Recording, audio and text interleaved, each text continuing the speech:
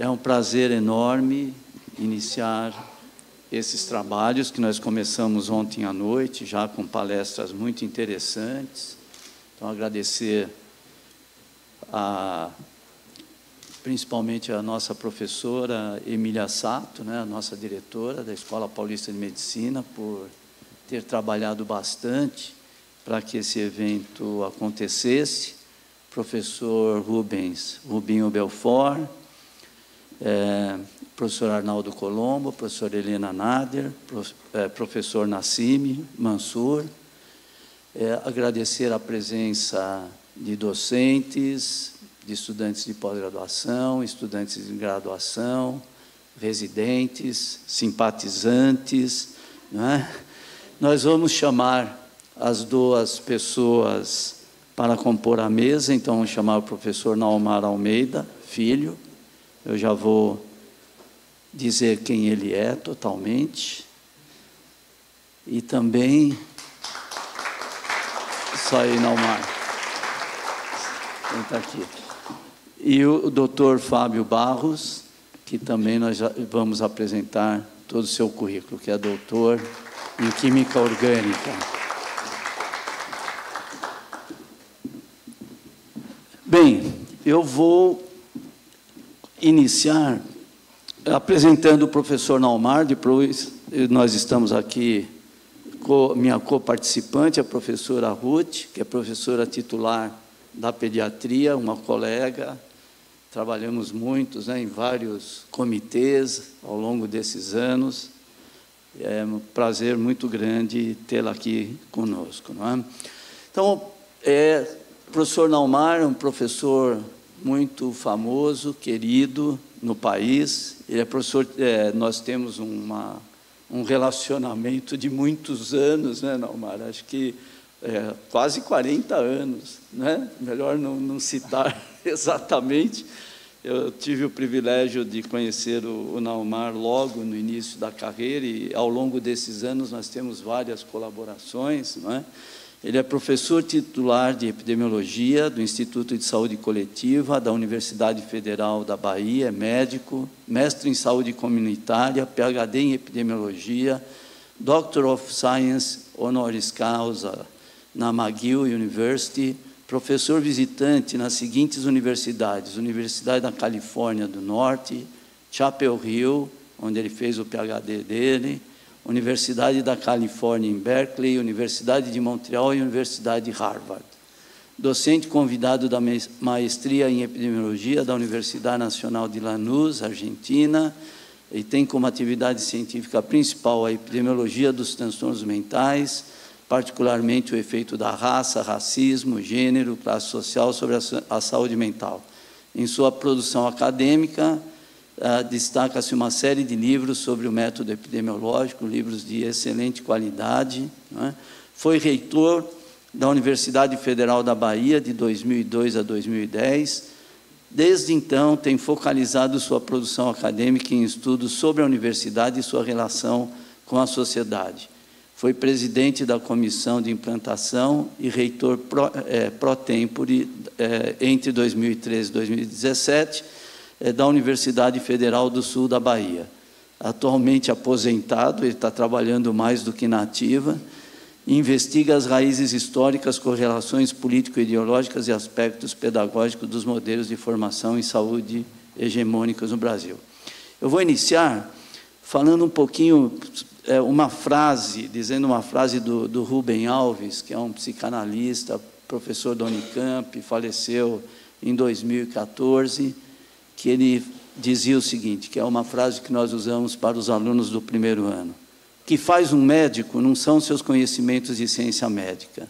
A ciência médica é algo que lhes é exterior e que ele leva consigo, como se fosse uma valise. A alma de um médico não se encontra no lugar do saber, mas no lugar do amor. O médico é movido pela compaixão. Compaixão que, nas origens etimológicas, quer dizer sofrer com o outro. Nós vamos ter, nesse primeiro encontro, né, nesse primeiro simpósio, essa parte humanística bem forte, e depois nós vamos ver o Dr. Fábio Barros com a inovação, né? mostrando que esses dois lados, eles não são necessariamente antagônicos, que o médico do futuro, provavelmente, vai precisar desses dois lados. Então, eu gostaria de chamar o professor Naumar de Almeida para falar sobre empatia, compaixão, respeito à diversidade, atitudes que complementam a competência tecnológica, crítica na formação médica contemporânea. Naumar, obrigado pelo convite, muito bacana tê-lo aqui. Por favor.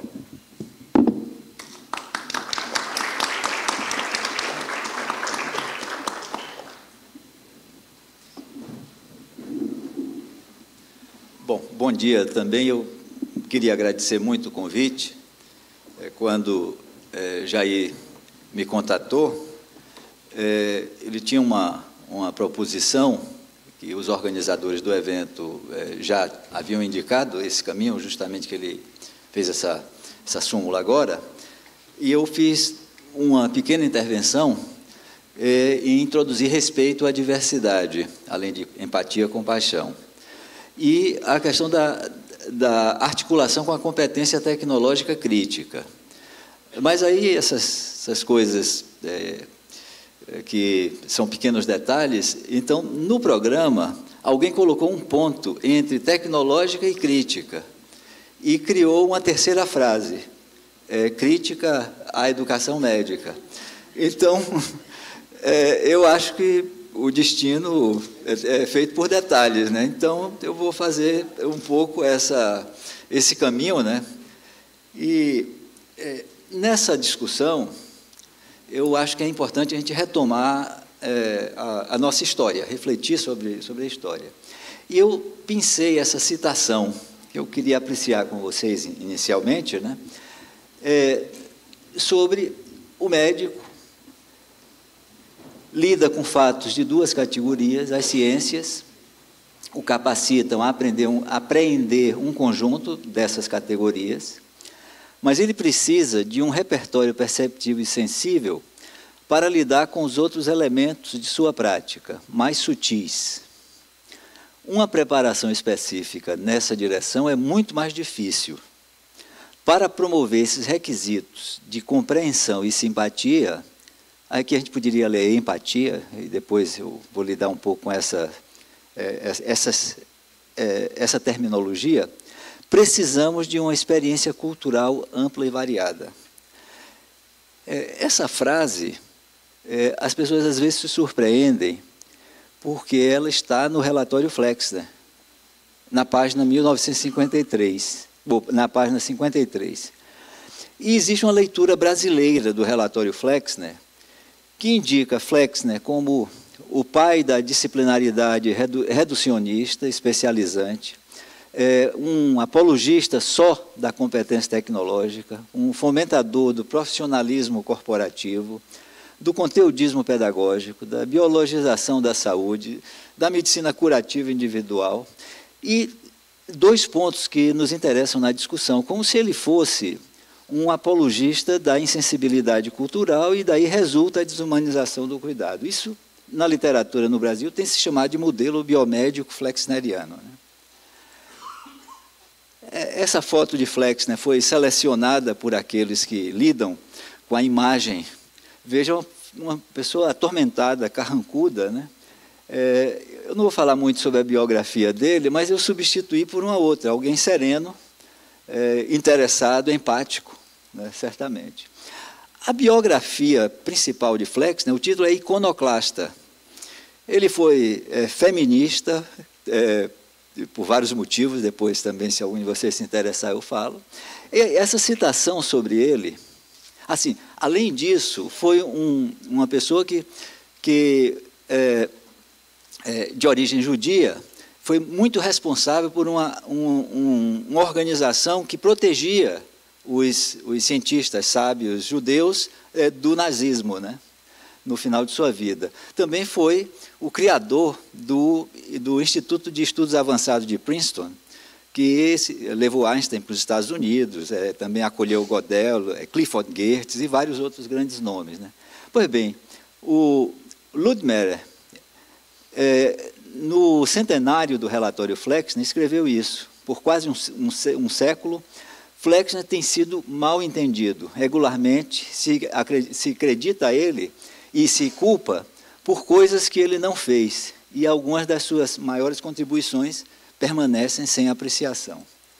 Eu escrevi, em 2010, no ano de 2010, um texto com esse título, Reconhecer Flexner, Inquérito sobre Produção de Mitos na Educação Médica no Brasil Contemporâneo. Acho que a gente tem uma profusa mitologia, não só, e eu acho que Flexner é um exemplo. Eu estou trazendo isso, aqui é o frontispício do relatório, para dizer que aquela lista de pontos que são atribuídos ao modelo biomédico flexneriano, nenhuma delas está no relatório Flexner. Nenhuma. Né? E mais, aquelas duas em vermelho, o que está no relatório Flexner é o contrário, como eu demonstrei com aquela citação inicial, mas tem muitas outras no próprio relatório. E o que é uma omissão no que se chama de modelo biomédico flexneriano, para mim é a mais importante. Flexner é o introdutor do conceito do college, de estudos universitários gerais, para que os médicos fossem pessoas mais educadas, sujeitos mais engajados na cultura. E essa grande omissão, ninguém fala isso. Quer dizer, o modelo biomédico flexneriano é pensado quase que exclusivamente como com base no seu conteúdo, no seu processo, e não na estrutura a qual ele pertence. A segunda abordagem sobre a questão é que, mais recente, já no ano 2000, essa comissão, esse Comitê para a Qualidade do Cuidado em Saúde, se organizou nos Estados Unidos, indicou competências para a educação médica. 3 competências gerais: conhecimento e domínio técnico, raciocínio clínico, evidentemente, profissionalismo, aparece, e competências para maior qualidade do cuidado, comunicação com pacientes, aprendizagem baseada em problemas e formação continuada. Não aparece nada sobre empatia, compaixão, sensibilidade, respeito à diversidade. O foco é qualidade do cuidado, a qualidade externalizada do cuidado. 100 anos do relatório Flexner, 2010, a mesma Carnegie edita um novo relatório sobre as condições do ensino. O título é Educando Médicos. Eu tenho aqui uma cópia dele. Objetivos gerais aparecem, e esses objetivos se tornam recomendações. Basicamente padronizar resultados, individualizar processos de aprendizagem, quer dizer, os resultados serem avaliados pelo seu impacto e serem resultados protocolares, protocolizados, vamos usar o neologismo. Mas os processos devem ser individualizados, praticamente customizados, personalizados. Integrar conhecimentos com experiência clínica, papel profissional e responsabilidades morais. Desenvolver hábitos de pesquisa e permanente aperfeiçoamento. E buscar explicitamente formação de identidade profissional.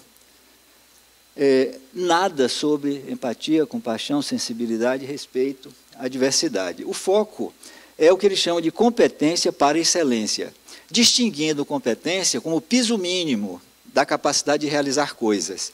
E a excelência é o que eles propõem que seja buscar o ótimo, buscar o melhor, não o melhor possível, mas o melhor pensável, né?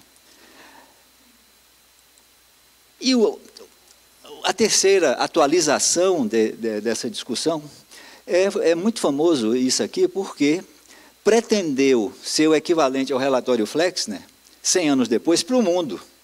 O Lancet organizou uma comissão com a representação amplíssima aqui, coordenada por Julio Frenk, que é muito conhecido de nós na área da saúde coletiva, saúde pública. O título foi Health Professionals for a New Century, transformando a educação para fortalecer sistemas de saúde em um mundo interdependente. Eu vou examinar só um pouquinho mais de detalhe. Eles se apresentam como a terceira geração de reformas educativas. A primeira geração é a flexneriana, currículo científico baseado na universidade. Esse é o ponto fundamental de Flexner, é baseado na universidade, não em faculdades. A segunda geração é aprendizagem baseada em problemas, que a comissão, o comitê Lancet, atribui à medicina baseada em evidências. E o terceiro é baseado em sistemas, que eles se apresentam como essa terceira geração de reformas. As reformas instrucionais, como eles chamam. Adoção de currículos baseados em competências. Eu vou só ler a abertura de cada um desses tópicos e vocês podem já ir tomando conhecimento. A promoção da educação interprofissional e transprofissional. A introdução de tecnologias, de competência tecnológica pela revolução das tecnologias de informação. Pensar global para atuar localmente, a tradução dessa quarta reforma necessária.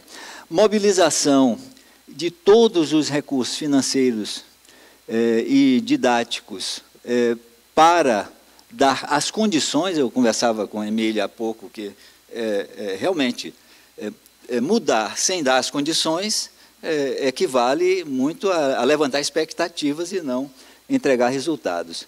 E ele fecha também com foco na promoção de um novo profissionalismo, que usa as competências para reclassificar os profissionais. Também conversávamos, não por coincidência, que esse tema foi trazido aqui na abertura do evento, né?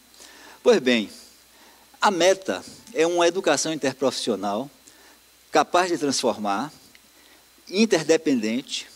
Agora, eles trazem uma novidade nessa discussão, que é a questão da equidade em saúde. Agora, nada sobre empatia, compaixão, sensibilidade, respeito à diversidade. Por isso, eu não sei quem foi que, provavelmente, talvez o próprio Jair, né, que focalizou esse assunto pela sua carência, pela omissão, pela lacuna. É importantíssimo trazer esse tema à discussão.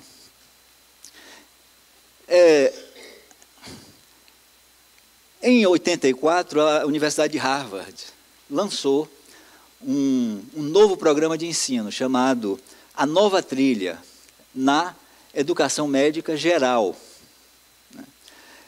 Esse presidente da Harvard, o reitor, equivalente a reitor, ele é icônico dos estudos sobre a universidade, o Derek Bock. Ele tem escrito alguns livros que são muito polêmicos. Lançou esse programa. A avaliação primeira que aparece, e esse é um capítulo de uma coletânea de antropologia médica, é considerada clássica. O título é Aprendendo Medicina, a construção do conhecimento médico na Escola Médica de Harvard. Autores, Byron Good é um casal, e Mary Jo Delvecchio Good são amigos. Aqui, só para demonstrar que aqui é o Byron Good. O João Bill, é possível que vocês já tenham tido algum contato com ele, está agora na Universidade de Princeton também. Byron Good escreve quase que um tratado, aqui já é 1994, o título é Medicina, Racionalidade e Experiência, introduzindo essa questão que vocês trouxeram aqui numa perspectiva antropológica, principalmente em função de uma teoria da subjetividade na formação e nas práticas. E aqui é um livro editado por João Bill, Byron Good e Arthur Kleinman, que é um psiquiatra e também antropólogo, também muito conhecido. Pois bem, qual é a constatação fundamental? É que o ensino médico é uma lavagem cerebral em que todos aqueles valores de empatia, compaixão, sensibilidade, que, por acaso, os sujeitos trazem, quando passam por essa máquina, eles desvanecem. São substituídos por outros valores, né? E aí, isso aqui já é posterior à atualização, da constatação de que a mentalidade, para a gente usar uma palavra, ou a ideologia, para usar uma outra palavra, de início nos processos de formação, na finalização do processo de formação na escola médica, foi substituída por uma outra mentalidade ou ideologia, que, como eu demonstrei, apaga esses temas da valorização do que é sensível nos sujeitos. Esse título é muito interessante, porque é o primeiro estudo longitudinal da erosão da empatia na escola médica, e descobre que o demônio está no terceiro ano. Algo acontece no terceiro ano, e a conclusão, conclui-se que ocorre um declínio significante na empatia durante o terceiro ano da escola médica. É irônico que a erosão da empatia ocorre no momento em que o currículo está mudando para as atividades de cuidado ao paciente, que é quando a empatia é o mais essencial. A conclusão é desse estudo. Também, já mais recente, 2016, contribuição britânica à discussão, a distinção, quase que um glossário, entre empatia, simpatia e compaixão. E é muito interessante, o David Jeffrey escreve isso, esse texto é um texto realmente bastante compreensivo do problema. Agora, esse tema da empatia entra nessa discussão, e recente, é um livro publicado em 2018, muito polêmico, que diz, contra a empatia, o caso para uma compaixão racionalizada ou racional. Né? Define a empatia como o ato de chegar a experimentar o mundo como você pensa que alguém mais experimenta. A empatia é definida como subjetiva, é um elemento de subjetividade, muito naquela perspectiva de Good e seus colaboradores. Agora, é individual de quem sente a empatia. E é diferente da compaixão, que é intersubjetiva, é compartilhada e a compaixão mobiliza. A empatia teria dois grandes blocos, uma empatia cognitiva, aquela de eu sei o que você sente. É diferente da empatia emocional, eu sinto o que você sente. Né? E aí é a questão que está realmente trazida pelo Jeffrey, se é ensinável, empatia é ensinável, é transmissível, ou pode ser inspirada. E a pergunta é de que modos? 2018, agora. As questões estão postas nesse momento. Pois bem, eu achei, também em 2018, aliás, agradeço muito a Jair ter feito esse convite, porque deu assim, quase que uma pauta o que eu tinha que estudar nesses 2 meses entre o convite e estar aqui. Foi realmente... Obrigado, aprendi um bocado aqui. Uma pesquisa multi-institucional, multicêntrica, sobre a exposição de estudantes médicos às humanidades. E o achado principal é que expor a uma formação nas artes, na literatura, música, teatro, artes visuais, é definidora de resultados positivos na direção de uma reumanização ou de uma humanização nessa mentalidade, nessa ideologia. E aí eu vou encerrar com anotações críticas, aquilo que a gente vai anotando enquanto estuda as coisas. Né? Será que Bloom tem razão no sentido de que a empatia corre o risco, o conceito de empatia, corre o risco de promover apatia ou omissão, no sentido de que produz uma indignação que é uma catarse. E aí o sujeito, de alguma forma, se aplaca ao sentir a emoção do outro e se indigna com isso. Ou pode representar uma solidariedade ativa. Essa compaixão que é eventual, será que de maior potencial transformador não é a sensibilidade como estado dos sujeitos serem mais sensíveis? E aí a questão não é lidar com casos que precisam de uma instrumentalização da nossa capacidade de sentir como o outro, e sim um permanente estado de sensibilidade, quer dizer, abrir corações além de mentes, né? O respeito à diversidade não implicaria uma mera tolerância? Até se fala muito a tolerância, vamos ser mais tolerantes. O problema, e o nosso léxico, o português, quando você tolera, você suporta, né? Não valoriza. Então, o respeito à diversidade é mais do que a tolerância. E aí eu listei alguns conceitos a explorar. Pelo menos um deles já avançamos, outro na metade, e eu estou introduzindo um terceiro. O terceiro introduzido é a questão da alteridade. O que é que significa o outro? O que falamos bastante e ainda se produz pouco é essa novidade na transformação do que é desigualdade em saúde. Desigualdade em saúde e em educação também. Esse paralelo eu posso perceber também. Nós estamos superando muito do que é quantitativo na desigualdade. Por exemplo, acesso a serviços de saúde. O Programa de Saúde da Família permite uma quase generalização do acesso. O problema é que a desigualdade deixa de ser, ou reduz pelo menos, o seu efeito material e se torna uma desigualdade relacional, qualitativa, que tem muito a ver com esse tema que a gente está discutindo. E aí, o conceito de que qualidade no serviço de saúde não é somente a qualidade no procedimento, mas é a qualidade na relação. Mais ainda, não é a qualidade no procedimento, na relação, para uns e não para outros. O tema da equidade ser introduzido como um elemento da qualidade.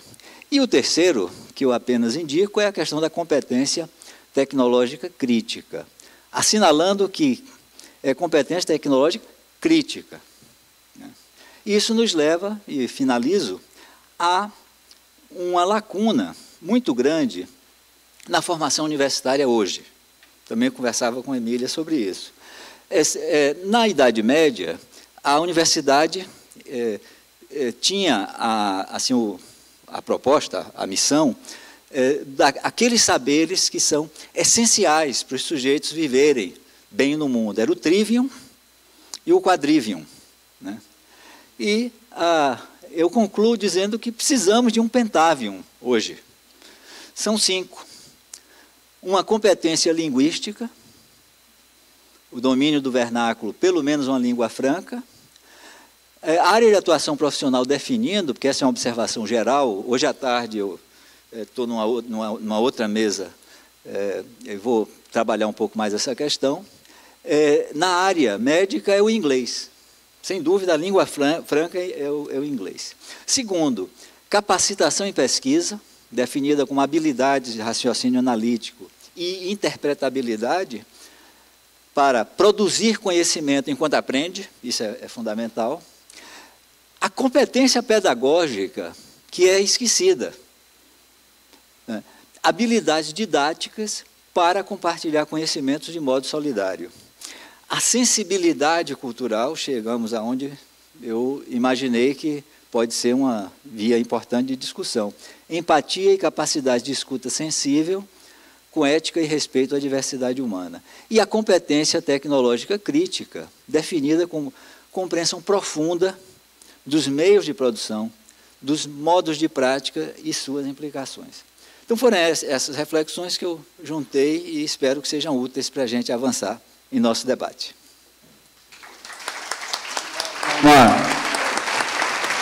Você, com certeza, era a pessoa mais preparada para abordar essa questão, tanto do ponto de vista até epistemológico e contemporâneo, né?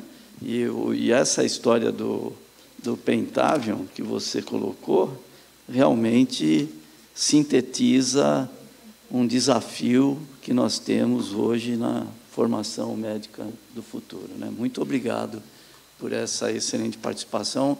Nós vamos deixar as perguntas para após a próxima apresentação. Vou agora passar a palavra à professora Ruth. Bom dia a todos. Agora, pela primeira vez, tomando a palavra, né? Então, queria aí agradecer à professora Emília, em nome de todos, por nos estimular a ter força e estimular a ter ânimo para fazer a escola do futuro, né? Então, a gente está aqui para que todos os nossos alunos, que eu estou vendo muitos lá atrás, não é?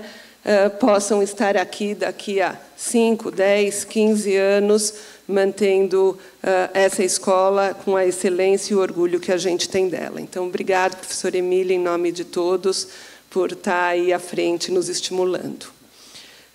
Também queria dar continuidade aqui, lembrando, não é, dois motes do professor Rubens Belfort nas palavras de ontem, que acho que esse simpósio e essa nossa sessão juntam bem, que é a questão da liberdade e irreverência. Então, a irreverência para pensar o novo, a irreverência para fazer junções e associações, não é? E a irreverência para pensar que é possível juntar empatia, simpatia, compaixão e tecnologia. Só queria dar um exemplo, que, por exemplo, esse é o nosso desafio diário, não é? Por exemplo, na área que eu atuo, que é com recém-nascidos criticamente doentes, onde a gente tem o início da vida, o fim da vida simultaneamente, tratando de famílias e não só dos bebês, onde a tecnologia de ponta é fundamental para que tudo ocorra. Então, eu acho, assim, na nossa vivência do dia a dia, e falando do ser médico, né, nas suas várias áreas, que essa junção é um desafio para o ensino, sem dúvida nenhuma, e dentro da irreverência, né, do espírito de irreverência da nossa escola, então, nós vamos ir para o outro lado, ou para o mesmo lado, né, que é o lado tecnológico. Então, vou chamar o professor Fábio Barros. Ele é formado em Química pela Federal de São Carlos, mestrado e doutorado em Química Orgânica pela Federal de São Carlos. Ele começou a carreira em 2005 como pesquisador num centro de bioequivalência da Universidade de São Francisco, e logo em 2006 ele migrou para a direção do Centro de Bioequivalência e sócio do Core Clinical Research. Essa função possibilitou amplo contato com as indústrias farmacêuticas nacionais e internacionais e abriu as portas da direção científica da EMS, uma grande indústria, em 2012 e 2013, e ele assumiu a posição de diretor-presidente do Instituto Vita Nova, posição que ocupa até hoje, e acho que com um grande desafio, que é muito interessante para todos nós, que são as formulações inovadoras para atender às demandas médicas globais, em especial em doenças negligenciadas. Então, com essa breve introdução, a gente dá a palavra ao professor Fábio Barros.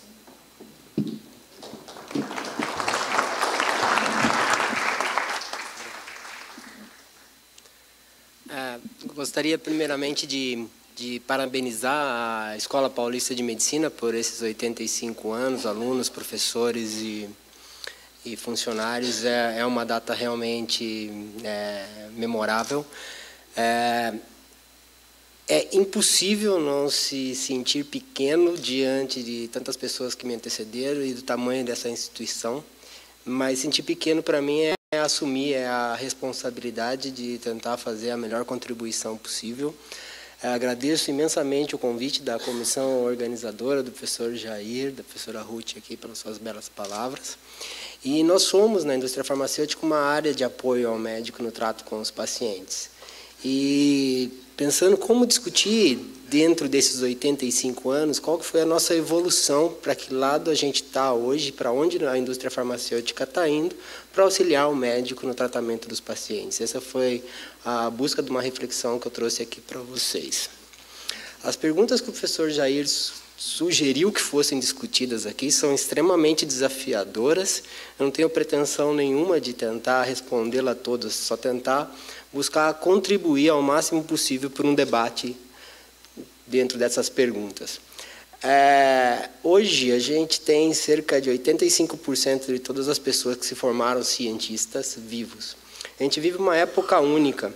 Essa época exige demandas de mudança muito significativas em um curto espaço de tempo.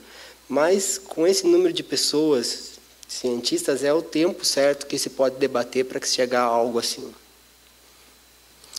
Eu gosto muito do conceito de Thomas Kuhn, não preciso definir para vocês os paradigmas, mas a ciência é moldada, é blocos que servem de modelos para a gente debater determinados assuntos. Inclusive, os sistemas de educação, a gente hoje tem pensado em como mudar os blocos, ou a forma que a gente pensa hoje, para uma forma que se adequa ao tempo atual. E essas mudanças de paradigma, essas quebras, elas surgem durante antagonismos. Então, trazer pontos de vista diferentes levam a gente a poder debater os antagonismos e tentar chegar a uma resposta melhor. Eu gosto muito de falar da história da indústria farmacêutica mundial. Ela começou basicamente como farmácias e boticas na Idade Média. E a primeira indústria que realmente saiu da farmácia foi a Merck, começou a primeira indústria científica em 1827. A Glaxo seguiu mais ou menos o mesmo caminho dela. A partir dos anos de 1700, o racionalismo e a experimentação científica deu possibilidades da gente evoluir. A guerra civil americana possibilitou a necessidade de uma experimentação muito maior. Era muito necessário, naquela época, analgésicos e antissépticos. E se testava de uma maneira, talvez, descontrolada para os moldes de hoje. A Squibb, a Bristol Myers Squibb, ela começou com um médico que estava na guerra mexicano-americana e ele via que os medicamentos que tinham então não eram suficientes. Então ele decidiu montar sua farmácia e começar. Era uma indústria basicamente química. A Pfizer eram 2 imigrantes alemães que estavam nos Estados Unidos trabalhando com química fina e viram a oportunidade de se trabalhar com medicamentos para a guerra. As indústrias da Suíça e da Alemanha eram indústrias químicas, produziam corantes, e os corantes eram utilizados como antissépticos e usados de maneira para atender os pacientes durante a guerra. Ele era um coronel durante a Guerra Civil Americana que decidiu montar sua farmácia e sua fábrica. Entre a Primeira e Segunda Guerra Mundial, a gente teve uma demanda necessária por antibióticos. O exército americano financiou fábricas para a Merck, a Pfizer e a Squibb serem despontados na produção de penicilina. A insulina foi escalonada pela Eli Lilly. E a gente vê que depois das guerras a gente tem uma indústria criada nos Estados Unidos, porém precisamos de mais produtos. Onde foi discutido bastante sobre o apoio financeiro à ciência, o NIH colocou os seus primeiros 100 milhões de dólares para fomentar a ciência farmacêutica. A gente estava crescendo basicamente de uma ciência química. Esses 100 milhões de dólares permitiu as pílulas contraceptivas, o Valium, o ibuprofeno. Entramos com Fordismo na indústria farmacêutica, principalmente na parte de estudos clínicos, fase 1, 2, 3. Usamos o darwinismo para os modelos animais mimetizarem modelos humanos.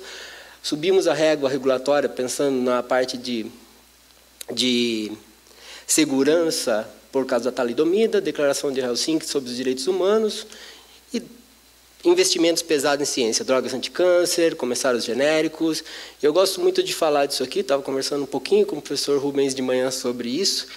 Aqui, a pessoa, antes da cimetidina, morria de gastrite. E logo veio o mítio da ranitidina. Então, em vez de tomar 1 comprimido por dia, tomava 2 comprimidos por dia, né? Qual que é realmente o real impacto disso? A gente entra aí com um Me Too e um marketing médico forte nesse momento. Esses Me Toos, eles acabaram fazendo uma série de desenvolvimentos interessantes, porque se pegar a primeira estatina e a última estatina, o efeito realmente é interessante entre uma e outra. Teve um pequeno aumento, mas numa doença que você vai tratar por hoje 20 anos, é discutível os efeitos colaterais que tem ali. Os pantoprazóis surgiram dessa maneira, as besartanas da vida, o Me Too aconteceu. Nesse tempo todo que a indústria química tomou conta da indústria farmacêutica, a gente aprendeu a conhecer quimicamente tudo da molécula. Porém, biologicamente, a gente tem espaços. A química medicinal, sabendo os sistemas enzimáticos que a gente tinha que bloquear, deu um pouco mais de noção para a gente do que a biologia falava. A gente sabia muito bem o que o corpo faz com a droga, né? Absorve, distribui, metaboliza e elimina. Mas o que a droga faz com o corpo, onde exatamente ela age, quais os efeitos colaterais, ainda era obscuro. Tem uma revolução biológica a chegar. Nesse momento, com a indústria química, a gente possibilitou que doenças que eram fatais possivelmente se transformassem em doenças crônicas e algumas doenças infecciosas fossem curadas. É o máximo que a gente atingiu. Moléculas biológicas, a gente só tem a própria insulina, alguns outros extratos de animais praticamente desapareceram, a não ser cremes tópicos para ácido mucopolissacarídico, por exemplo, para hematomas, mas a indústria química praticamente dominou a indústria farmacêutica. A gente começa com o avanço da biologia, começando a ter mais precisão. As segundas e terceiras gerações de inibidores de quinase já começam a ter mais precisão, a gente já começa a entender um pouco melhor a biologia. Esse avanço da biologia tem favorecido muito o desenvolvimento de novos medicamentos. Eu gosto muito de citar essa parte, porque até a década de 70 a gente tinha o paradigma de DNA, RNA, proteínas. Todos os medicamentos que a gente tenta controlar de uma forma química ou biológica o desequilíbrio proteico, relacionando as doenças.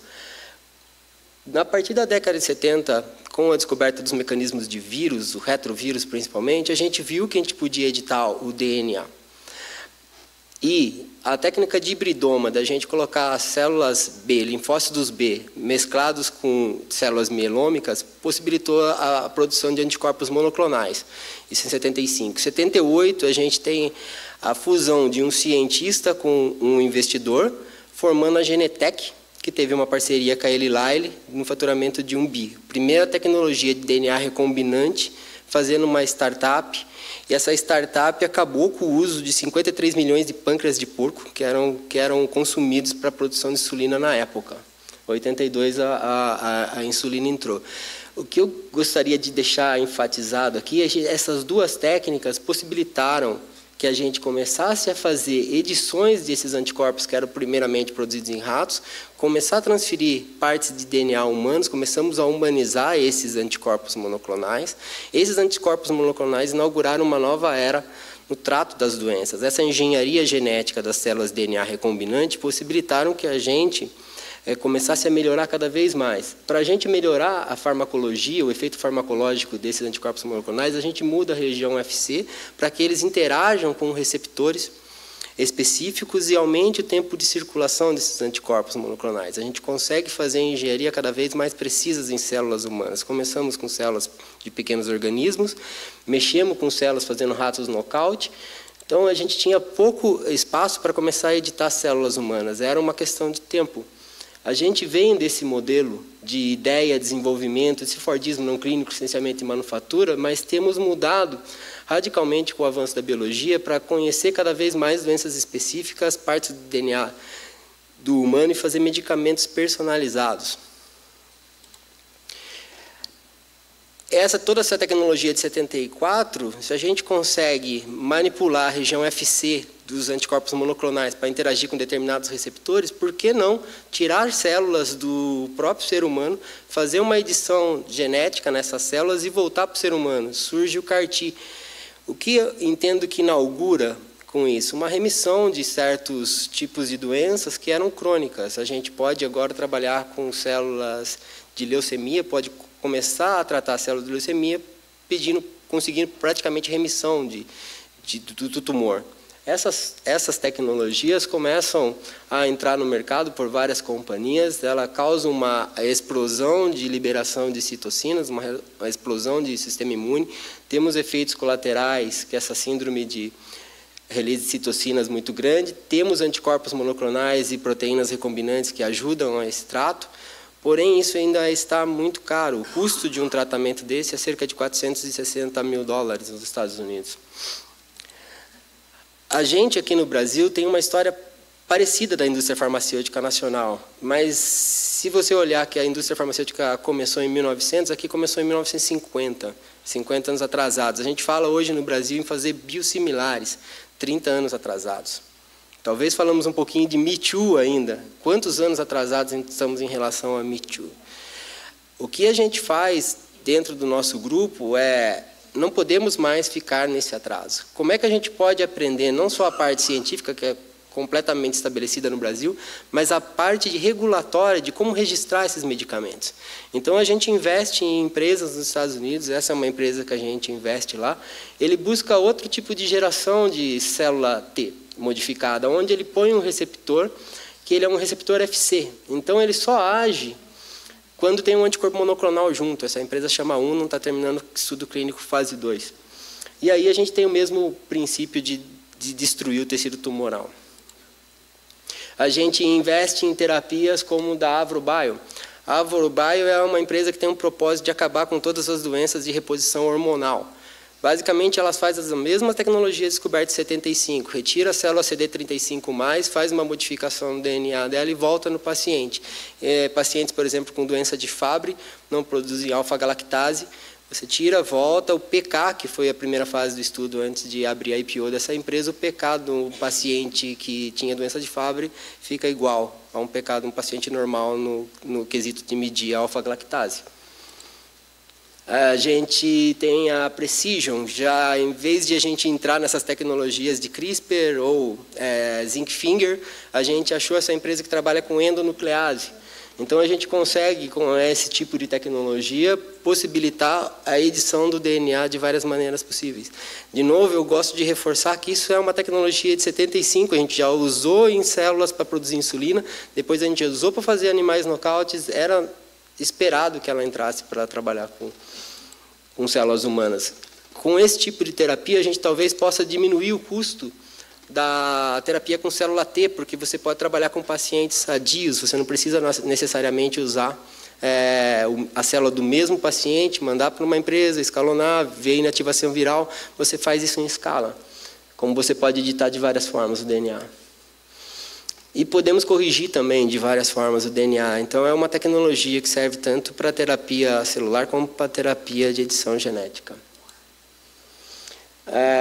Isso é já uma realidade em outro tipo de tratamento. Vírus podem ser inseridos dentro do olho para cura de cegueira congênita. Então, esse também é um medicamento aprovado desde o final do ano passado, não está no nosso portfólio, mas é uma terapia de $460 mil por olho.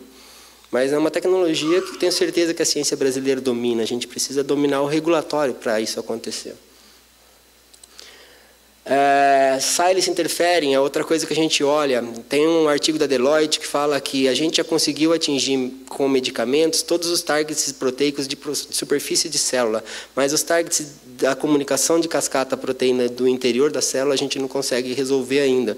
Então, as empresas de edição genética, de corte, de silenciamento do DNA estão cada vez mais em pauta. A gente viu esses dias a Galápagos, que foi um investimento da Novartis de $1 bilhão para artrite. Eles tiram células da empresa da Bélgica, eles tiram células de inflamação do tecido da artrite, põem elas em meio de cultura e usam uma base de 60 mil pedaços de DNA para fazer silenciamento de proteína. Na hora que eles silenciam determinada proteína, eles sabem que aquela proteína está relacionada à inflamação, desenham moléculas para bloqueio. Ou você pode bloquear diretamente uma sequência proteica para você não ter que bloquear a proteína. Então, é uma mudança de paradigma. Essa tecnologia a gente não sabia se ela realmente ia para frente ou não. A gente tem 2 empresas nessa área de investimento. Mas semana passada foi aprovado o primeiro produto de RNA interferência, que silencia um gene de produção de amilase. Então, é uma tecnologia que começa a despontar, e a gente tem que olhar antes. Uma outra aliado da indústria farmacêutica era somente a química, depois entrou a biologia, agora é a parte de informática. Eles saturaram praticamente o mercado deles. Então, eles têm olhado para os nossos mercados de uma forma muito agressiva, e eles estão entrando, colocando dados, coletando e trazendo cada vez mais informações para ajudar os pacientes, ajudar os médicos a tratar. O primeiro aprovado em inteligência artificial é um exame de retinoplastia diabética, que consegue diagnosticar e não precisa do médico para assinar o laudo, é um kit diagnóstico comum. A Google já tem usado esses tipos de exame para começar a coletar dados e começar a cruzar com informações de idade, sexo, algum problema de cardíaco ou qualquer coisa relacionada. A gente consegue, então, pensar em sensores para o corpo, como você ganha a vida do paciente, da parte de vista de inteligência, a inteligência artificial acaba suprindo vários dados, a gente consegue cada vez mais, na parte da inteligência lógica, conseguir ver melhor o paciente, porém, o que foi discutido aqui de manhã, a inteligência emocional e cognitiva, a máquina não faz ainda. A inteligência onde a gente, espiritual, né, que a gente fala de inter-relação entre pessoas, a máquina não faz. Então, a gente consegue saber, pela ficha do paciente, se ele tem chance ou não de ter readmissão. Isso aqui eu quis trazer, principalmente em homenagem ao professor Jair, que me convidou, Optigenéticas, uma revolução, eu achei extremamente interessante isso. Se a gente fizer, tem pouco tempo, mas se a gente fizer uma volta para trás, lá na Salpêtrière, no Felipe Pinel, que inaugurou os tratados, começou a tratar os pacientes numa forma moral. Na mesma universidade, a gente vem com Jean Charcot. Jean Charcot teve alunos brilhantes, usou a tecnologia que tinha na época, fotografias e desenhos, para tratar as pacientes histéricas, com hipnose, descobrir a ideia do segundo cérebro. O grupo dele com alunos fenomenais, Jamie Parkinson, Tourette, estavam todos ali dentro, abriu, parece, uma linha, porque o Freud também estava ali, uma spin-off, como o professor Rubens estava falando ontem, de abrir spin-offs. A gente tem uma ida para um lado da psicologia, tem uma briga do Freud com o Jung, tem a psicologia comportamental, cognitiva, neurologia cognitiva. Do outro lado, a gente vem com fisiologia, a gente vem com Cajal, a gente vem com Eric Kandel, pensando no neurônio, o neurônio por vez. E aí isso aqui junta tudo, onde você edita a célula neuronal, você coloca nela uma opsina, mesma tecnologia, e essa opsina permite que os canais iônicos dessa célula sejam manipulados com luz. Você consegue saber exatamente qual neurônio está relacionado ao quê. Uma pesquisa muito interessante de um animal transgênico, que se sabe onde a região do cérebro, acho que, se eu não me engano, uma região, acho que é círculo dentado, perdão pelo erro, eu estou me permitindo errar aqui, tem vários professores para me corrigir, então está fácil. O aprendizado, a memória e a ansiedade estão no mesmo lugar. É possível, com a luz, desligar a ansiedade e continuar o aprendizado do animal. Isso parece que convergiu toda aquela diferença que tinha no laboratório de Charcot de novo para uma mesma linha. Então, o professor Rubens está certo, a professora Emília está certa, porque a gente abre, mas depois a gente fecha de novo, se for o caso. É a ciência que leva. Imagens perfeitas estão começando a ser descobertas e a gente nunca teve essa precisão na área da medicina neuronal. E o que tudo isso causou para a humanidade? Se a gente pensar na curva de crescimento da humanidade com todas essas tecnologias, esse está no segundo kick of the ball, tudo isso, se isso for realmente possível da gente começar a tratar doenças crônicas e acabar curando essas doenças crônicas, vamos ter um salto na população mundial. A gente vai ter doenças novas aparecendo ou cuidar de saúde. O que a gente já fez com a química, junto com os médicos, causou tudo isso, revolução industrial, agricultura e mais alguns medicamentos. Então, para que lado nós vamos? Como que a gente consegue contribuir num pensamento para pensar nos aniversários de 95 anos da Escola Paulista de Medicina? Como é que vai estar? E as matemáticas contam, já fomos 90, está um pouquinho desatualizado isso, 97 já viveram, 90 já morreram, somos parte dos 7 vivos, 3 bilhões vivem com menos de 2,50 por dia. Eu dei uma volta ontem aqui em torno do hospital, passei ali, comi na padaria do lado para saber como que era a energia aqui. E você vê pacientes que não têm condição para nada. A gente vê aqui, próximo da gente. Então, são tecnologias importantes, mas o acesso ainda é muito importante. A compaixão é importante, o tratamento é importante. Mas a gente é parte dos 2 bilhões que podemos fazer a diferença. Então, é importantíssimo chegar e discutir. Eu amo essa frase da Organização Mundial da Saúde, ela não deixa de ser atual nunca. A gente hoje cuida muito mais das doenças ou de enfermidades, mas a gente precisa pensar que um dia a gente pode só cuidar da saúde. O médico vai cada vez mais estar olhando para o paciente, cuidando da saúde dele, talvez não só da doença. E não sei que não cheguei nem perto de responder isso aí, só queria deixar uns insights para a gente poder discutir esses pontos que o professor Jair sugeriu. E o que a gente se propõe dentro do Instituto Vita Nova é transformar todo esse know-how acadêmico que a gente tem no Brasil em produtos. Então, o que a gente está tentando construir lá dentro é uma plataforma regulatória e técnica para produzir as ideias, as proteínas, ou seja o que for, do ponto de vista regulatório para transformar isso em produto. É isso que eu tinha.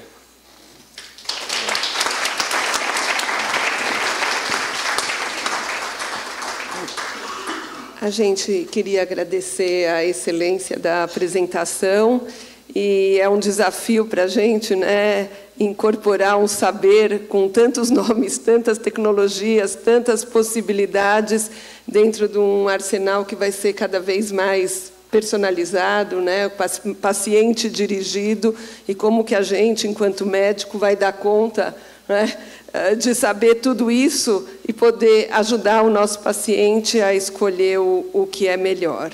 Então, nós vamos abrir para discussão, nós vamos até às 10h05, 10h10, e para esquentar tem 2 microfones que a gente pede que vocês usem.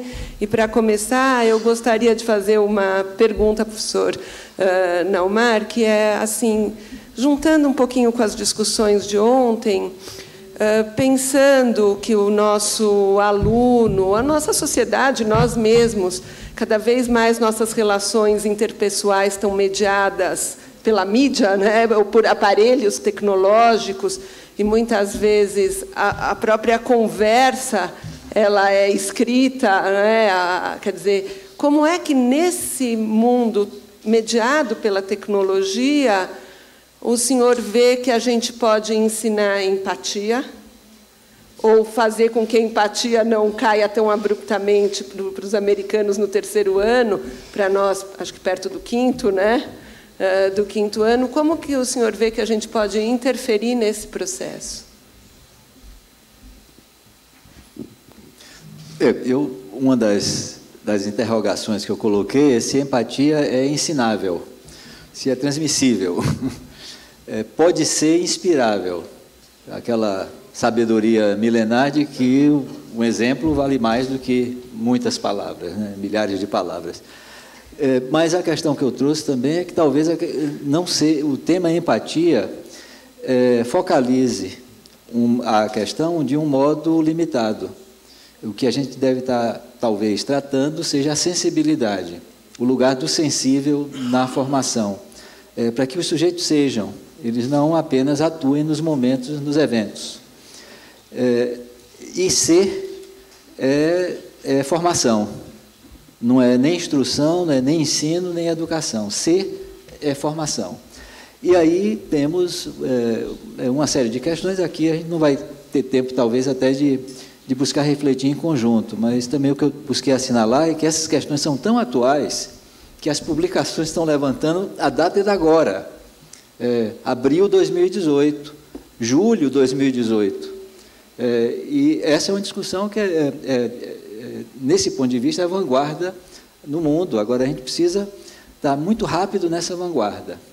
E eu acrescento como observação, diretamente, a questão que você traz, é que a conexão com o tema da tecnologia é fundamental, porque a tecnologia não só faz a mediação dos sujeitos. Uma observação inicial na sua fala, Ruth, será que a gente vai dar conta de saber tanta coisa?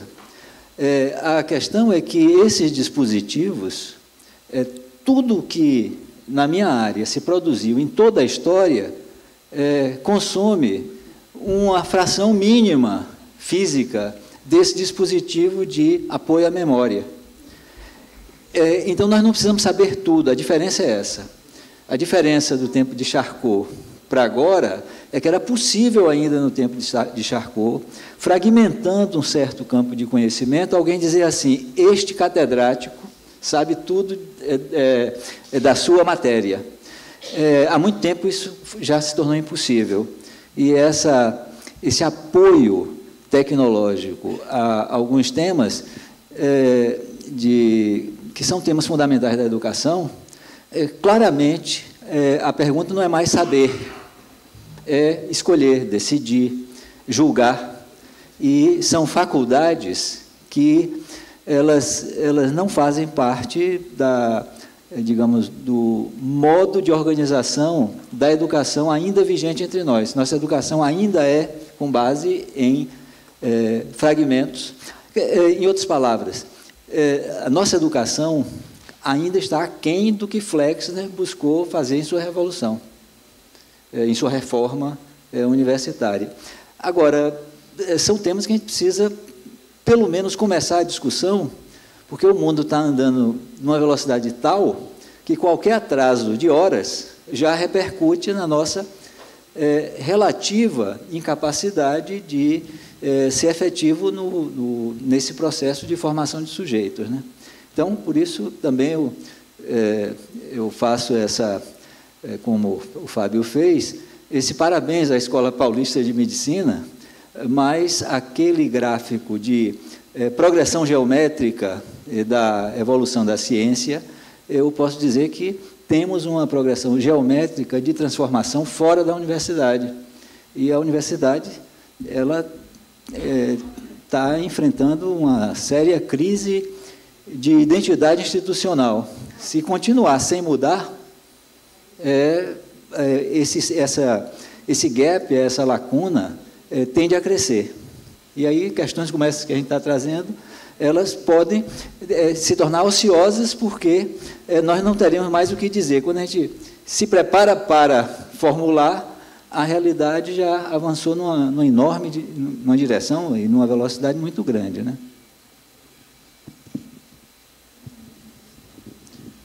Uma breve apresentação de quem for fazer a pergunta e tentar ser breve para que a gente possa explorar várias pessoas. Japi Oliveira, serviço do setor de cardiologia. Para o professor a pergunta. Antes, um breve comentário para situar a pergunta. No passado, nós tínhamos, na antiguidade, nas civilizações antigas, o conceito do médico sacerdote. De lá para cá, várias doutrinas filosóficas, várias civilizações sucederam, e nós chegamos aos dias de hoje. Hoje nós vivemos um certo grau de turbulência na nossa sociedade. Essa turbulência envolve também alguma perda dos valores do sagrado, alguma perda de valores cívicos e uma certa desagregação da família. Será que a perda, a falta de empatia, essas três coisas, empatia, respeito ao paciente, não faz parte, na medicina, de uma situação universal, que também chegou à medicina, e que não é própria da medicina, mas de todos os setores da atividade humana? Naumar? A ideia do Pentavium é para toda a formação, não só para a área médica. Agora, a medicina tem um papel simbólico tão central na universidade que todas as reformas da universidade começam na medicina. A reforma Flex, né, é a mais recente dessas que estamos vivenciando, mas teve a reforma Cabanis, que é pouco conhecida, eu comentava com o Fábio sobre isso. E aí a centralidade e esse valor simbólico da área médica é muito importante, porque para onde a renovação ou a recriação da educação universitária se dirigir na área médica, todo o aparato institucional da universidade provavelmente irá nessa direção. E eu acho que isso que vocês estão fazendo aqui, de discutir esse tema, é fundamental, porque outros setores da universidade não estão buscando esse tipo de discussão. É por isso que esse tema da vanguarda é muito importante. Agora, eu tenho um comentário sobre a questão desses valores, como valores, digamos, com algum grau de fundamentalidade. Fundamentalismo combina pouco com transformação da sociedade e da cultura. Alguns desses valores podem, em um certo momento histórico, ter sido centrais, mas a história passa. E aí, às vezes, a gente fica falando sobre coisas achando que ainda tem relevância. E eu acho que é bom a gente ter mais abertura para dialogar, para justamente descobrir o que é que está sendo construído como relevância, como importante, como central nessa discussão. Eu falo isso por uma preocupação, é que algumas dessas palavras, elas se tornam tão, digamos, emblemáticas, tão icônicas, né, que há uma tentação muito grande de fetichizar a palavra e se torna mantra e vira alguma coisa que define em geral. E acho que um pouco a contribuição da antropologia maior relativizar no tempo e no espaço alguns desses temas. Não são valores universais. Antes, não é que a medicina fosse mais empática antes. Ela contava com um certo arsenal que muito do que era intuição, experiência, tinha finalidade. Mas agora, muito do que que continua sendo intuição e experiência, pode, com vantagens, ser, digamos, ser operado por um saber mais eficaz, mais efetivo, que esse é o ponto que eu insisto sempre. A questão não é a tecnologia ou o avanço da ciência, é que isso seja disponibilizado de modo igual para todos os sujeitos. Todos os seres humanos, todos os 7 bilhões devem ter acesso a isso que é avanço da nossa história, né? Só, Jair, queria saber a sua opinião sobre a questão que o professor Japy colocou, de como, até que ponto a medicina está se desumanizando, entre aspas, ou é a sociedade que está levando ao nosso fazer medicina? Olha, a experiência, uma coisa interessante é o seguinte, né? Os alunos entram muito melhores do que saem. Isso é uma constatação empírica que você colocou como sendo um marco no 3º ano, né? Eu acho que tem um pouco a ver com uma dissociação entre o conteúdo e a prática. E, principalmente, também muito relacionado com as questões de sobrecarga, né, de burnout, que são muito frequentes, né, de um excesso relacionado ao 5º ano. Ele se inicia no internato, ele se acentua na residência, não é? A questão da frequência alta de depressão, hoje, entre os estudantes de medicina, não é? do que nós temos evidenciado nos últimos anos. Então, houve uma mudança importante, né, de valores, né, e associado a essa sobrecarga que eles enfrentam, né, e as precárias condições, no nosso caso, né, particular, de atendimento, de desumanizar o indivíduo. Então, nós contribuímos para a sua desumanização, né? Por isso que nós temos que refletir sobre isso. Como é que você ensina isso? Ensinando? Talvez não, não é?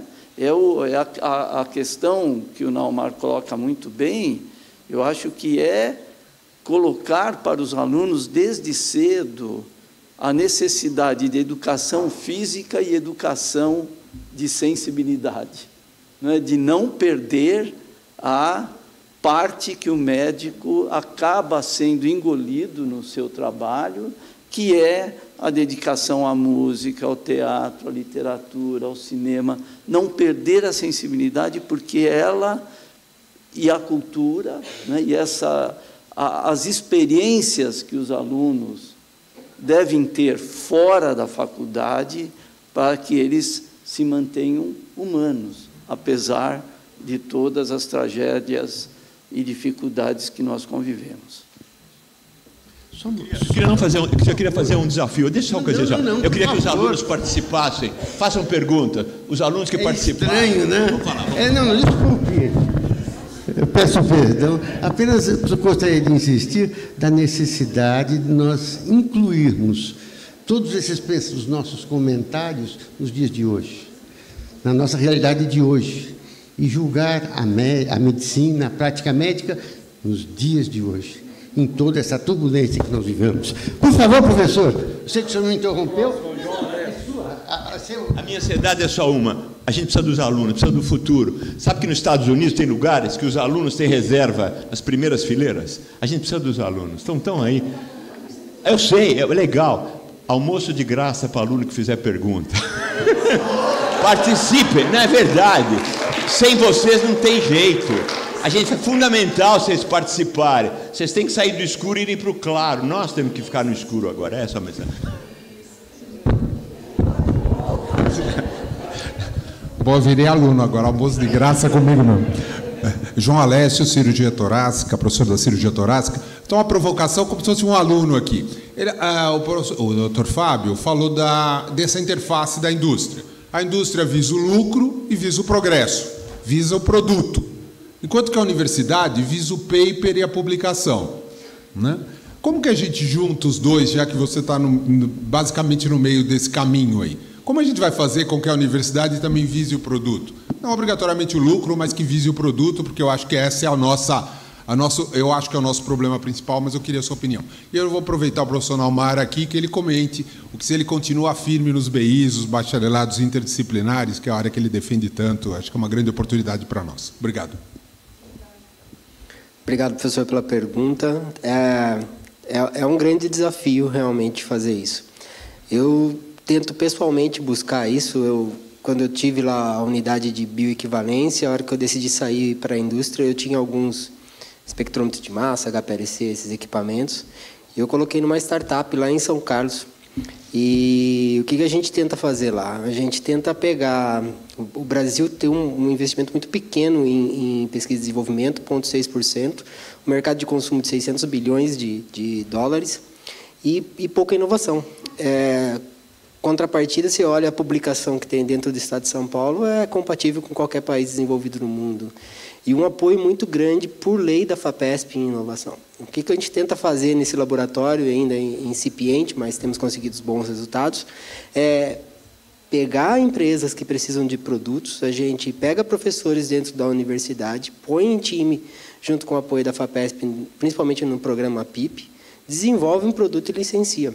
A gente tem feito isso em produtos menos regulados, mas também temos um atrevimento um pouco grande. Tem um composto que chama fidicolina, que segura uma fase de divisão celular, que a gente viu na literatura que tem atividade contra a ebola. A gente estava vendendo isso para a Sigma Aldrich, fez uma formulação junto com a Universidade do Kentucky e testou contra a ebola, ganhamos a designação de doença órfã. Estamos tentando jogar isso para a Organização Mundial da Saúde e conduzir os estudos, passar o direito para eles. Nós, nesse momento, lá, a gente visa o conhecimento. E fazer o estudo em conjunto pode ser. Eu acho que existe esse caminho, existe a FAPESP, existe a possibilidade de se montar uma empresa fora da universidade, mais ou menos igual ao modelo americano. Se a gente pegar uma prova de conceito muito bem feita na universidade, fazer a translação para um estudo clínico em humano, e escrever um plano de manufatura desse produto, submete-se ao FDA de graça o plano à avaliação.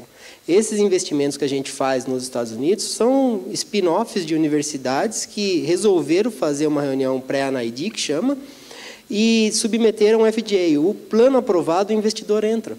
Às vezes, para a primeira etapa, precisa de $1 milhão. Na série A, os acadêmicos e a empresa acabada de recém-formada levanta, às vezes, 10 milhões. E ele conduz a parte do estudo. Existe um modelo no mundo e, se a gente realmente quer fazer, a gente, infelizmente, tem que copiar. É muito rápido. Primeiro, eu estranhei os alunos estarem muito no fundo e aqui cadeiras vazias, né? Aí, então, muito solidário com o que Rubinho levantou aí. Agora, segundo, a pergunta do João Alessio, à tarde, Jair me ligou há pouco tempo e disse que um dos palestrantes tinha uma desistência e me pediu para ver se eu avaliava, poder contribuir. E caiu como uma luva a graduação em medicina fora do currículo convencional. Então, à tarde, João, eu vou falar sobre os bacharelados interdisciplinares, que são uma iniciativa brasileira de introduzir o Pentavion na educação universitária. Então, de tarde, eu vou usar o tempo para isso. E, se me permitem, eu quero fazer um comentário sobre sua questão. Qual é a grande diferença da universidade brasileira para universidades em todos os polos dinâmicos do mundo? É que as universidades públicas brasileiras são estatais. Sendo estatais, elas são obrigadas, por lei, a seguir as normas do direito administrativo público, que tem um princípio inicial fundamental. No direito administrativo público, só é possível, só é permitido fazer o que a norma autoriza ou determina. E isso é anti-universitário e faz com que as universidades, no Brasil, as universidades públicas, é impossível, pela lei, elas serem inovadoras. Então, nós temos uma dificuldade que eu fico realmente fascinado como esse tema é tão flagrante, tão óbvio e não é discutido.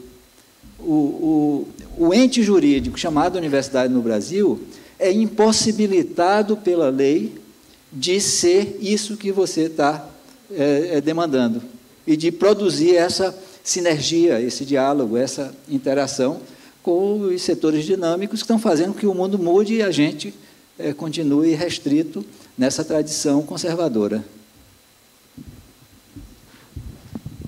Bom dia, queria agradecer, não é, uma oportunidade como essa, portanto, aos nossos colegas palestrantes, mas agradecer também bastante à Escola Paulista de Medicina, a professora Emília Sato. Eu sou Silvia, sou professora do Campo Baixada Santista, então devemos, como expansão dessa universidade, muito, não é, a decisão histórica da Escola Paulista de Medicina de transformar-se em universidade e depois de expandir.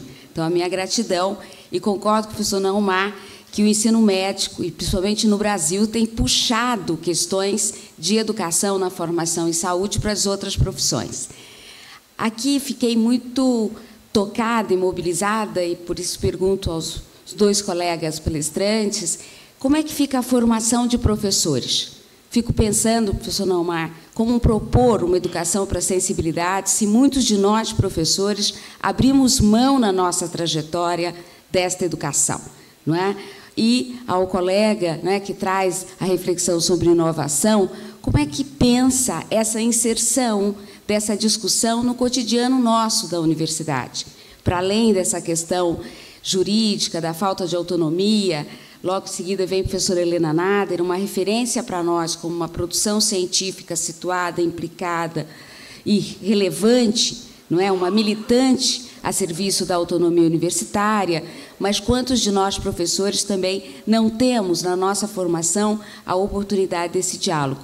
Então, queria muito ouvir os dois sobre esse tema. Como formar professores em redes, e não somente professores médicos, mas do campo da universidade para inovação, ou, como disse a professora Ruth, para a liberdade e irreverência.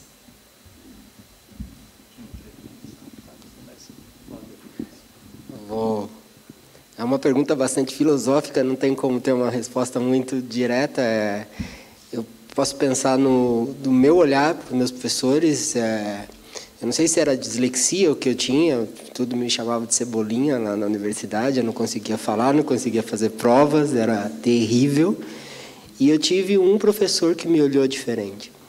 A hora que ele me olhou diferente, eu olhei para ele também diferente. E eu comecei a aprender a olhar o professor com respeito. Então, uma atitude como o professor Rubens fez, de chamar os alunos, é fenomenal para a gente como aluno.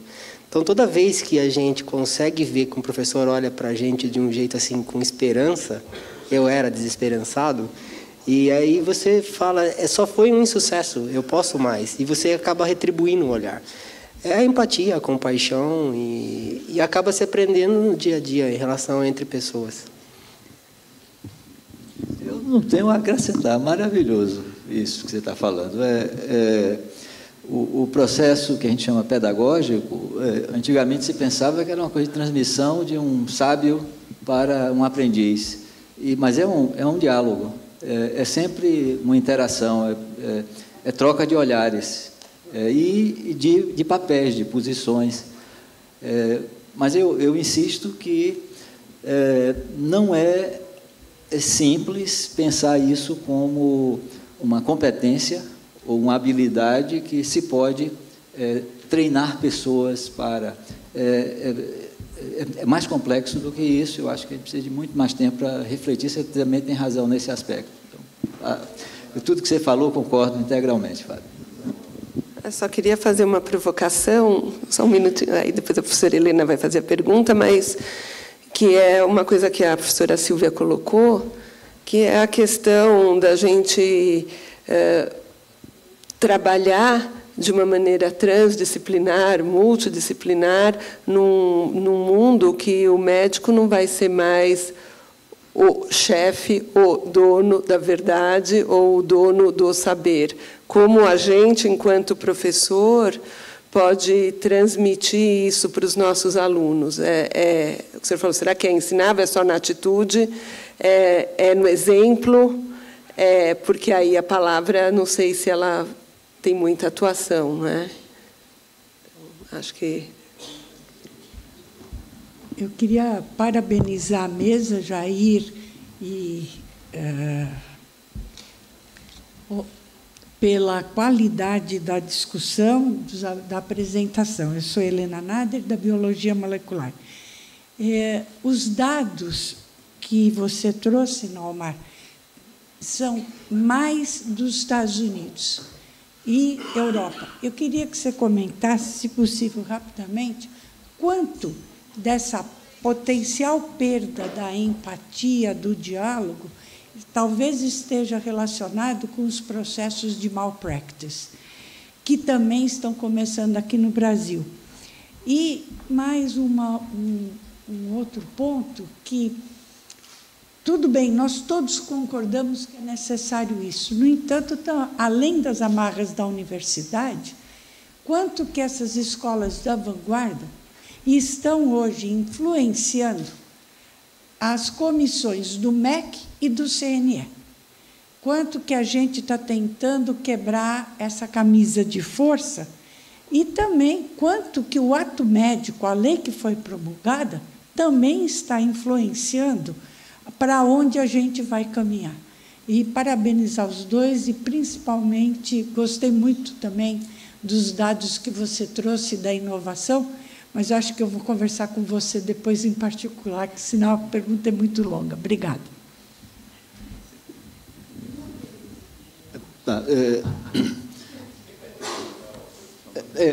A questão que a Helena traz, eu vou só fazer uma tradução e não vou responder.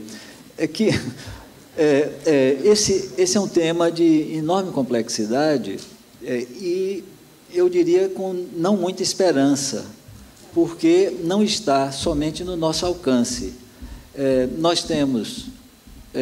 não é uma questão apenas da escola médica, nem só da universidade. Tem uma estrutura de corporação profissional na área da saúde que, na minha opinião, também representa um enorme obstáculo para esses avanços que estamos buscando. E mais, é que temos uma sociedade com raízes históricas no colonialismo, na escravidão, na desigualdade, no fundamentalismo do pensamento, que quando aflora, a gente se assusta.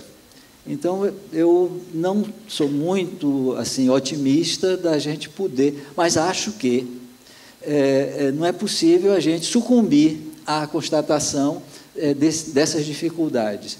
E se os lugares que têm sua força simbólica não se mobilizam, nós vamos continuar reféns dessa estrutura que nos constrange.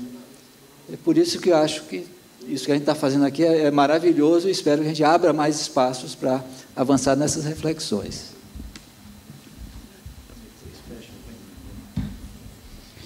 Eu sou Juliana Salum, professora da oftalmologia. Estou aqui na escola há 33 anos, sou da turma 53, e eu não sou 100% médica, eu tenho um lado artista. E achei muito legal, nos 85 anos da escola, ter a exposição de quadros, um artista interno, né, com um traço de pintura maravilhoso, então foi bem bacana ver isso.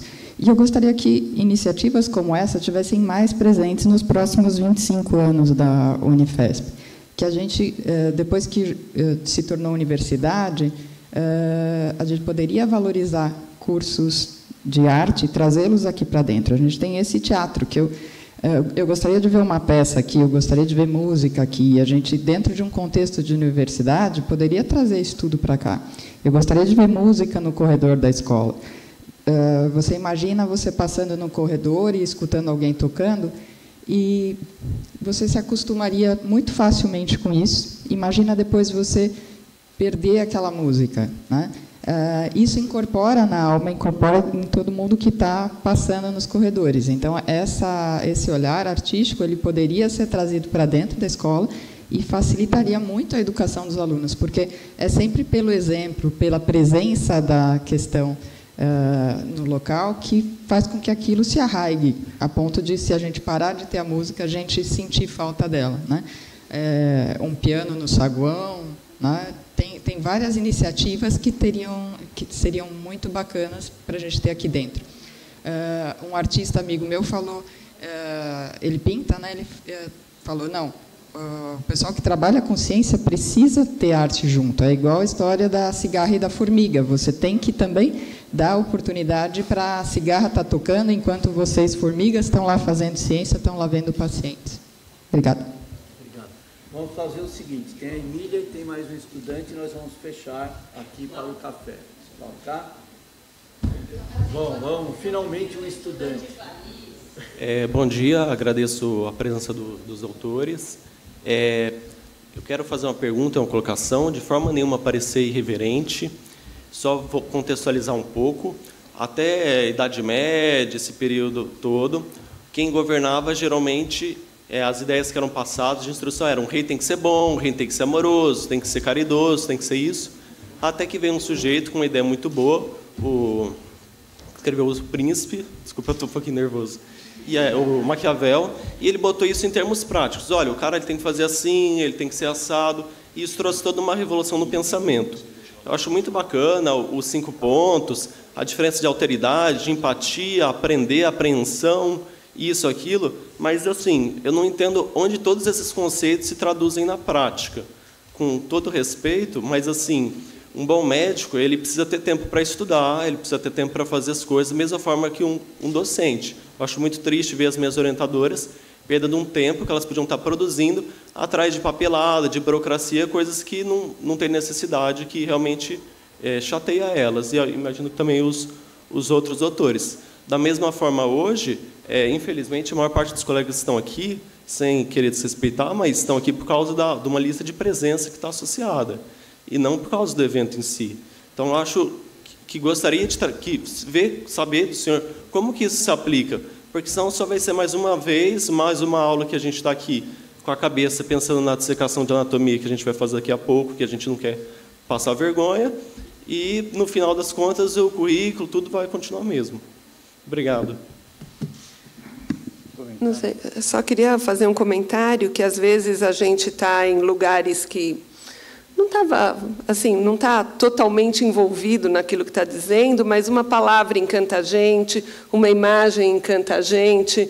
Então, eu acho que estar aqui, seja pela lista de presença, seja porque alguma coisa interessou, pode encantar, não é? E pode modificar o curso. Em relação à burocracia, em relação aos nossos tempos, em relação a coisa, eu acho que é uma luta de todos nós, não é? E é uma luta também nossa ser melhores pessoas e conseguir conciliar nossos interesses e que fazem da gente melhores médicos. Então, eu acho que é uma luta de vocês, é uma luta nossa, e a gente vai estar trabalhando, não é? Ouvindo vocês, para que isso possa ir se transformando. Não é? Mas eu acho que o encantamento ele aparece de repente nos rumos da vida, não é só naquela atividade dirigida que a gente está. Obrigado, professora. Eu agradeço o encantamento e entendo como não sua resposta. Obrigado. Mais algum aluno? Você pode escolher o restaurante, viu? Você pode escolher o restaurante. Os outros também. O próximo ganha o restaurante. Pode dizer o nome também, viu? E o ano. Bom dia.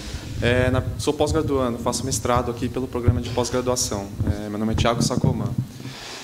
Concordo com grandes observações que foram colocadas aqui em relação à empatia e acho que imagino que alguns dos professores tenham comentado dessa lacuna que a gente tem hoje, ser uma coisa, um processo histórico, né, contemporâneo, enfim. E na medicina, como o professor Naumar, realmente fica mais evidente essa questão. O que eu me questiono, às vezes, em relação ao desenvolvimento dessa empatia, por não ser uma habilidade técnica, o quanto tardio a gente realmente perde para só no quarto, quinto ano, ou primeiro ano da medicina, que seja, dependendo da grade curricular, pensar nessas questões. São valores sociais realmente construídos desde a infância, e a gente começa a pensar só na medicina, lá na frente, ou nos poucos cursos que realmente estão com um olhar pensando em relação a esses quesitos, né? Tem vários estudos realmente que mostram em relação à educação infantil, e uma das professoras colocou para pensar nessas questões de valores para além da medicina, não só a medicina, mas todos os demais, mas para além dos cursos de saúde. Desenvolver essas habilidades, que sejam como sejam denominadas, mas esses tipos de valores, é na infância que a gente realmente precisa pensar um pouco mais nisso. E aí envolve uma reestrutura não só da saúde, mas da educação, da sociedade como um todo, né? Então, imagino que a gente pensar um pouco mais amplo em relação à empatia seja um pouco mais eficaz do que pensar numa grade curricular de um curso para desenvolver uma habilidade que talvez o aluno realmente esteja preocupado com a prova e não desenvolver uma habilidade comportamental, que é o que tanto se exige, né? Para além da técnica, pensar um pouco mais no comportamento. Não sei se, enfim, mais uma contribuição e abrir para a gente realmente dialogar sobre isso. Obrigado.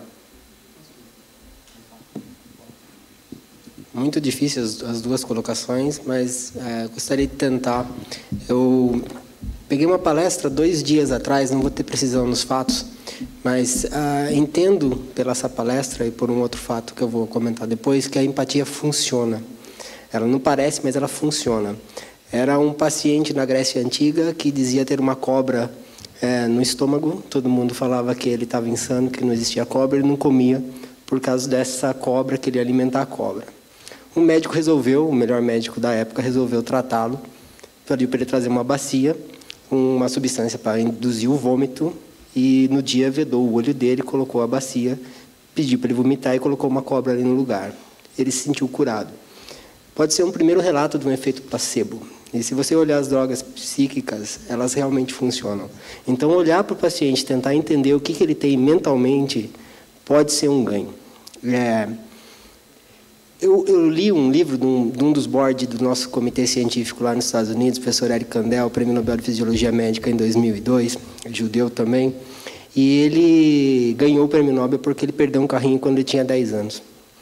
E aquela memória era tão fixa na cabeça dele que ele foi estudar o cérebro pensado por Freud do ponto de vista biológico.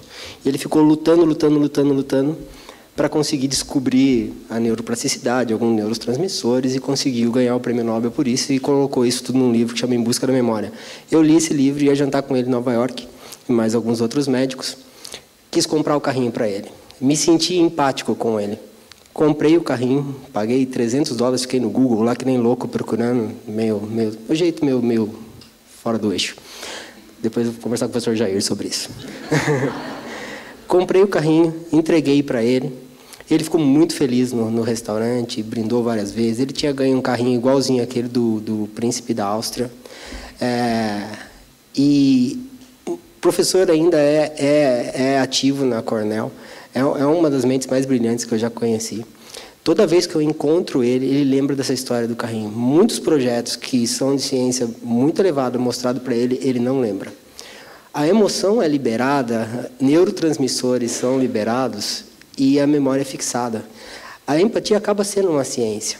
Só que a gente tem que olhar ela de um outro ponto de vista e tentar achar os dados, as informações, porque se a gente quer ter sucesso na nossa profissão, vocês vão lidar com pessoas e a inteligência artificial vai usar bastante, vai dar bastante informação para você de dados.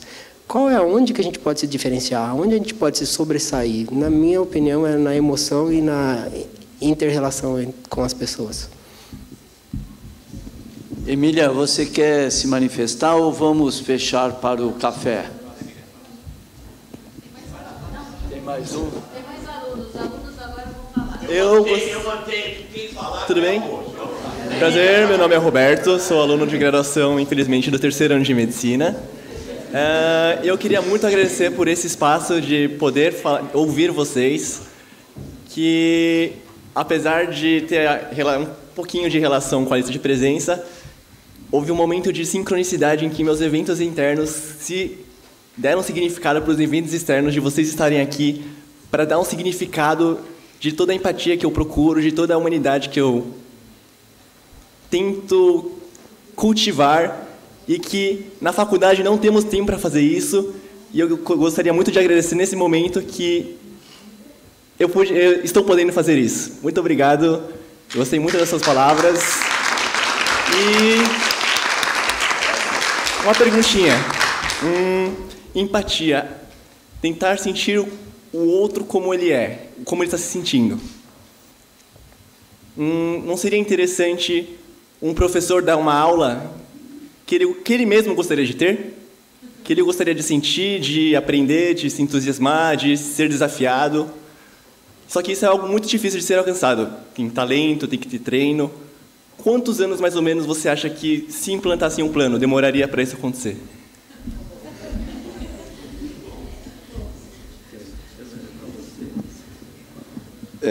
Eu vou tentar responder do modo mais conciso possível. Quando o ciclo de formação desse sujeito que foi, de alguma forma, cultivado no processo pedagógico da universidade, se tornar um professor. Isso eu estou dando pouca esperança que a nossa geração chegue a esse ponto.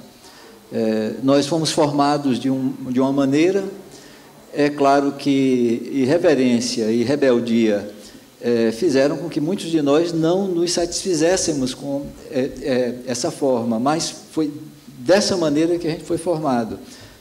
Aulas longas e chatas, processos de transmissão ou de inculcação de conhecimentos que são memorizados e depois nunca mais utilizados, o que Paulo Freire chama de educação bancária, sujeitos sentados reverentes a um outro que é dono do saber, muito pouca interação, espaços simbólicos bem claros, alguns autorizados num lugar, outros desautorizados ali, uma instituição que tem esse dilema de ser, ao mesmo tempo, inovadora e tradicional.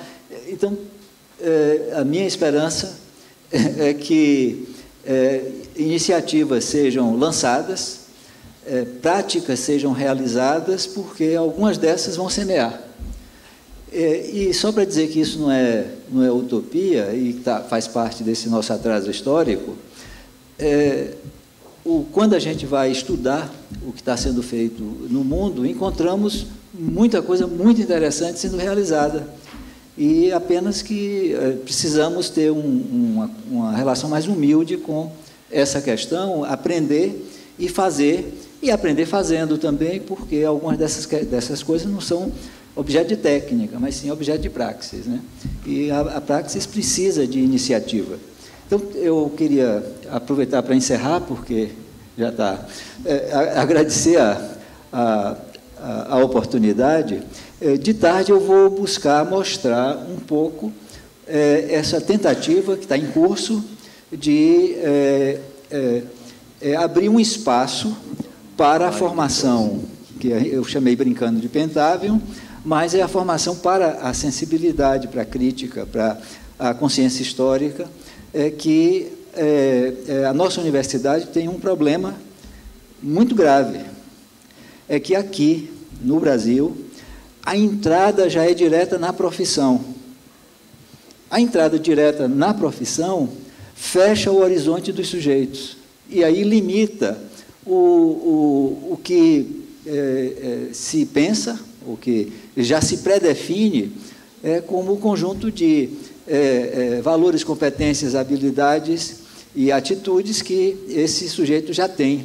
Então, se já está predefinido, a co-construção praticamente não existe, não é necessária, e aí os estudantes ficam cumprindo aqueles formulários informais existentes, os protocolos já previstos, e muito pouco se cria nesse processo.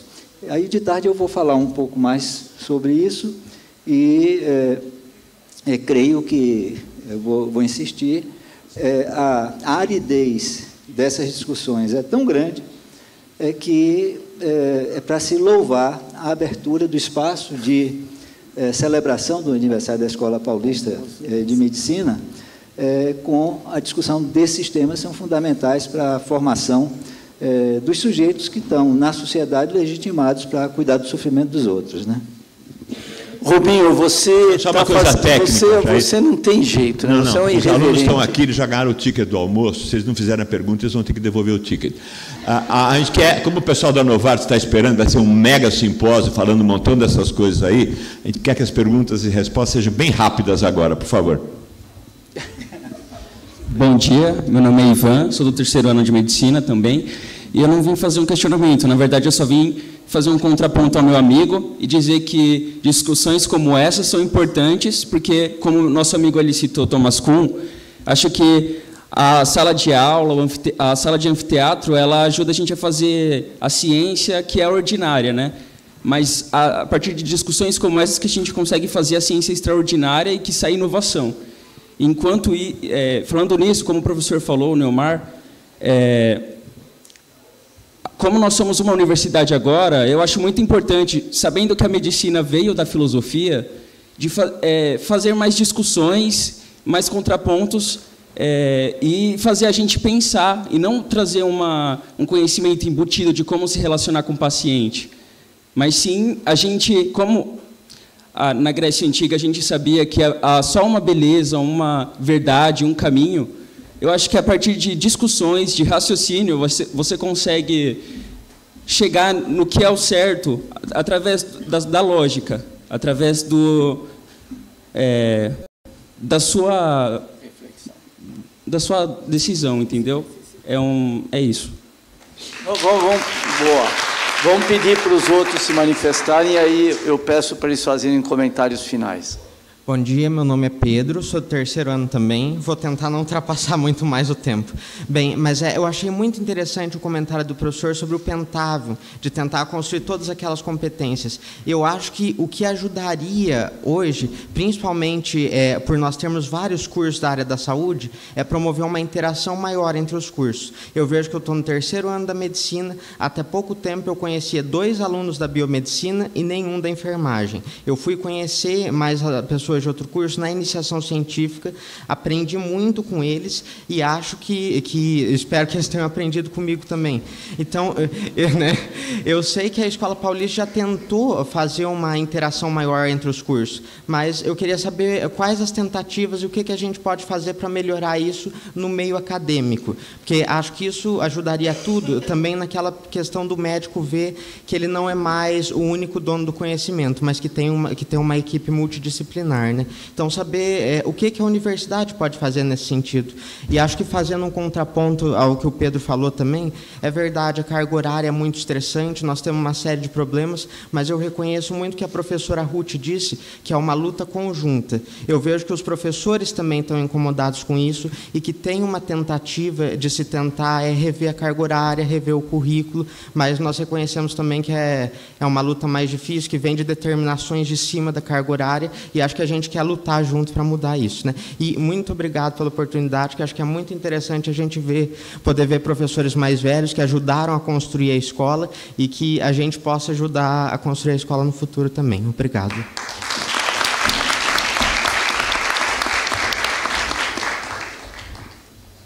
Bom dia, tudo bem? Eu sou o Vitor, sou do 4º ano. Gostaria de parabenizar a instituição pelo evento. O tema que eu queria abordar é sobre estratégia de ensino médico. Eu acredito que a escolha do docente dentro da faculdade está muito vinculada com a produção acadêmica dele. Lógico, no processo seletivo são levadas em conta várias coisas, só que, principalmente, o histórico acadêmico e a produção científica, na minha opinião, é o que mais... é o que eles dão mais atenção para colocar uma pessoa aqui dentro. Eu tive a oportunidade de ter aulas com referências nas áreas e sou muito grato a isso. Só que o que eu vejo muito é uma pessoa que é referência na área, só que durante a aula ela não tem uma didática tão boa quanto a produção científica dela. Lógico, tem inúmeras exceções. Eu também tive aulas com renomes na área que têm uma didática muito boa. Só que eu queria colocar esse ponto.